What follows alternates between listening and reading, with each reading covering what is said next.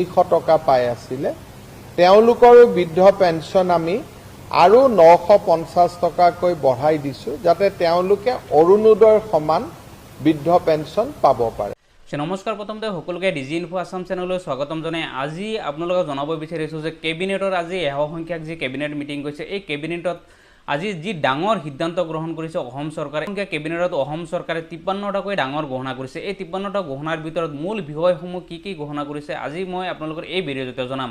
গতিকে আপোনালোকে এই সকলোখিনি জনাৰ আগতে মই সকলোকে এটা ৰিকুৱেষ্ট কৰিম যাতে আপোনালোকে নতুনকৈ যদি চাই আছে তেতিয়াহ'লে চেনেলটো ছাবস্ক্ৰাইব কৰিব আৰু সকলোৱে ভিডিঅ'টো লাইক আৰু শ্বেয়াৰ কৰিবলৈ নাপাহৰিব।